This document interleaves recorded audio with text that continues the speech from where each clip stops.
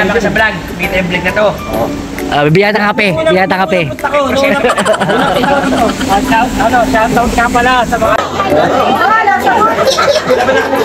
At alam nyo ba guys kung anong tawag dito sa uwak?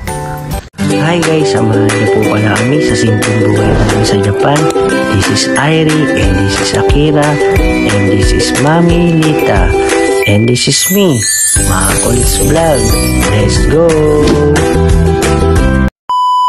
Hi guys, mapagpalang araw sa inyo. Ubong nga pala ngayon at ito nga pala yung pinakamahabang holiday dito sa Japan. Ano nga ba yung ubong?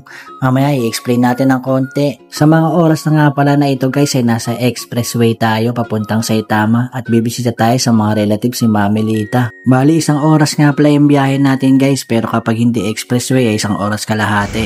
So touchdown na tayo dito sa lugar ng relatives ni Mami Lita dun sa kanyang tito. At dumalang muna kami dito ng Family Mart at mag-withdraw lang siya ng pera saglit. Si Bunsong Airi nga lang pala ang kasama natin guys, no? At natutulog sa loob ng sasakyan. Si Ate Akira nagpaiwan na naman.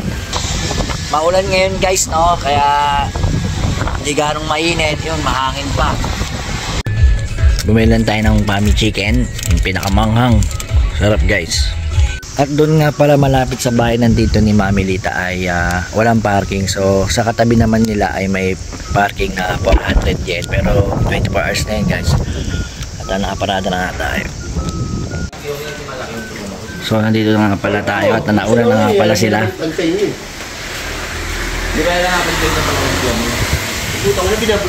Medyo matataas ang mga building dito Hindi naman to probinsya kumbaga parang nasa Antipolo tayo. Yun babanggayin ka yan. Umiinom sila guys katali tayong dumating dito no. Ano yan ang masasabi mo? Shoutout nga pala kay Etat Eduardo. Ano center. Kaway ka mo sa mga pansanin yan. Baka dumami viewers guys, yung pinagmamalaki namin guys na center sa basketball. Center. Sa video malaking viewer, meron kang game meron ka na. Hindi ko nga ngayon. Sige, bibili lang kita. Bibili. Araw-araw ko pinanonood yun. Hindi, ngayon ka ba lang nakita sa camera Kami nga lagi kami kasama. Wala pa kasama ka sa vlog. Meet and vlog na to. Bibigyan ng kape. Bibigyan ng kape. Shoutout nga pala sa mga Brigada. Yan, saan? Please support my cousin. Brigada kuya, Makolits Vlog. Mga taga-Brigada. Mahal na mahal namin kayo. Subscribe. Oy! Hey! Bigyan nga niyan pang kape. Para sila Kuya Ipe, pupunta na sila ng probinsya sa Nagano Ken, no?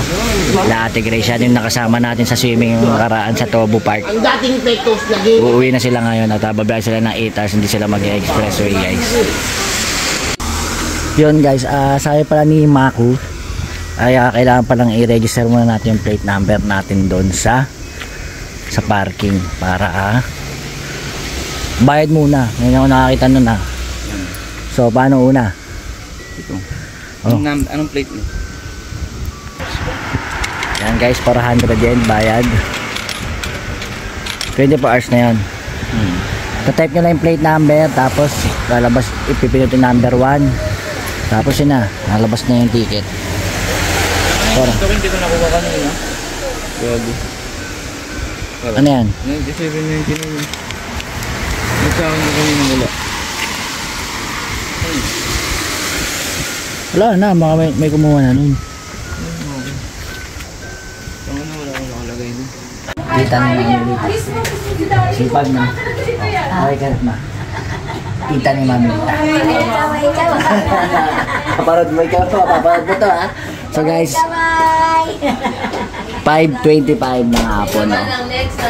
Ito na nga guys, explain natin ng konti yung ubong dito sa Japan. Alam nyo ba guys, dito sa Japan ay may holiday na kung tawagin ay ubong Yasumi. At dito sa buwan na to nagaganap ang mga summer festival o matsuri sa salitang Japanese. At kung Pinoy man o Japanese, kahit anong lahi man at nakatira ka dito sa Japan, ito rin yung buwan na magkikita-kita o bumibisita yung mga relatives. Dahil ito ang pinakamahabang holiday dito sa Japan at bukod dyan, ayon sa mga Buddhist common, ito rin daw yung buwan na babalik ang mga namayapang mahal sa buhay upang bumisita sa mundong ibabaw. Kumbaga guys, parang araw ng patay sa atin. Pero hindi lahat ay nakakaranas ng ganitong holiday guys. Depende po yan kasi sa company pinapasukan nyo. Tulad ko nasa paggawaan ng pagkain at tulad din ng mga nasa hotel guys ay siguradong walang holiday na mahaba katulad nitong ubong. Tumatagal kasi yung holiday na ito, 10 days to 12 days. Siya nga pala guys, no work no pay tayo dito sa Japan kaya nga mahaba yung holiday, wala ka rin sasahurin. Kaya nga yung ibang kababayan nating mga Pilipino pag ganito yung holiday ay naghahanap pa ng part-time job kasi sayang yung araw. Kaya nga kung balak mong magtrabaho sa Japan o nagtatrabaho ka dito sa Japan, ikaw rin magdedesisyon sa sarili mo kung gusto mo ba ng pera o pasyal. Marami nga palang relative si Mami Lita dito kaso minsan lang magkita-kita tulad ng ganitong mga holiday. Kung gusto mo talaga ako subukan, ma? Ano ko ba?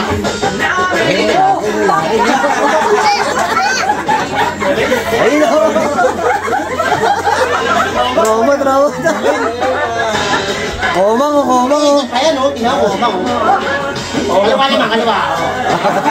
I wanna see you, bye-bye, no, baby, bye-bye. Ayun o.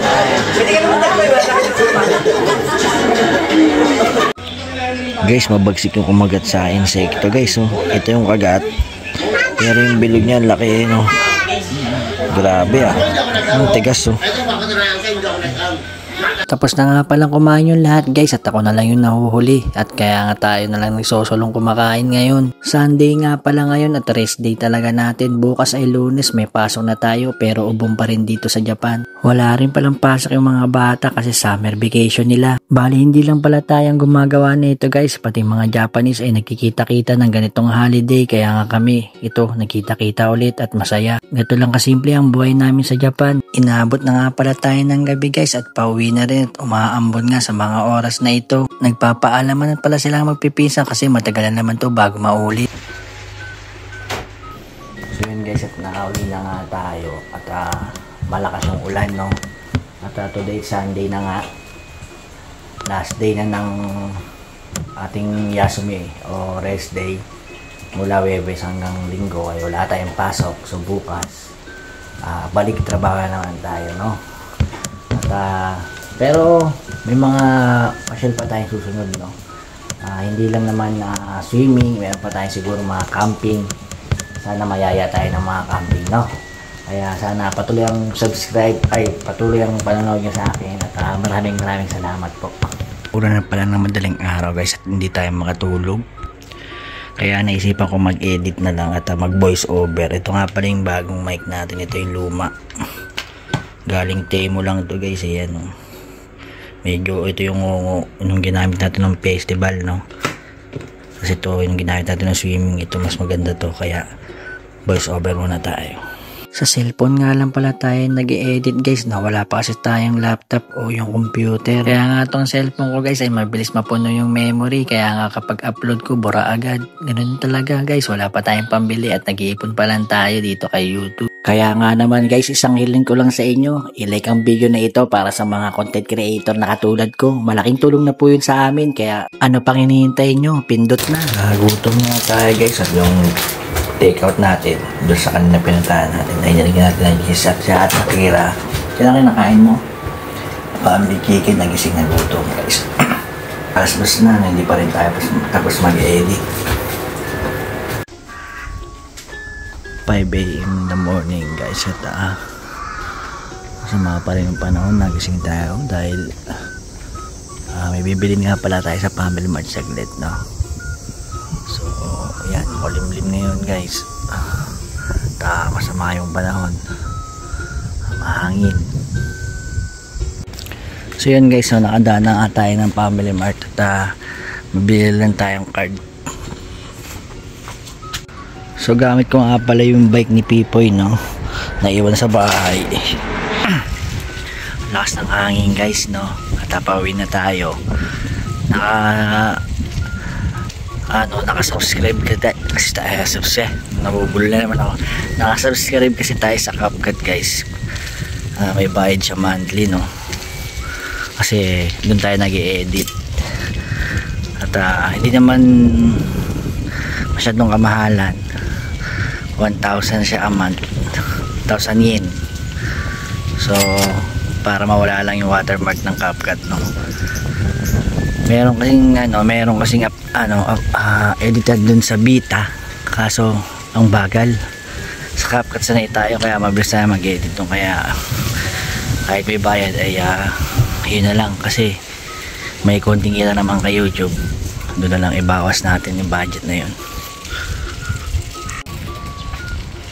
Bali may pasok na nga pala tayo mamaya guys, no. Today is Monday, lakas ang hangin. Yung mamilita nga pala guys ay wala pa rin pasok ngayon, so bukas pa siya papasok Martes. Tayo muna mag-grind mamaya gabi, no. So dahil Monday nga ngayon guys, no, sa pala ng basura ay nabubulok yun. Ang laki na nung natin, no, bell pepper natin, so tapon ko muna to kasi pinatagal natin bumabaho guys, at mainit ngayon, mabilis mabulok yung mga bulok na pagkain, no. Mapapasin nyo, napatahimik talaga dito sa Japan pag ganitong mga oras, kahit naman tanghali at kahit anong oras guys, no. At balik to realidad tayo, pasok na naman, pasok. Yung mga bata guys wala pa rin pasok, no. Yun, wala pang katapon na ito, pinalkal na ng uwak. Ayun, kaya nga pala may net yan guys, kasi kinatutukuan ng uwak. Ay, may nagtapon ng basura, hindi tinakpan, di umalat. Ayan, no.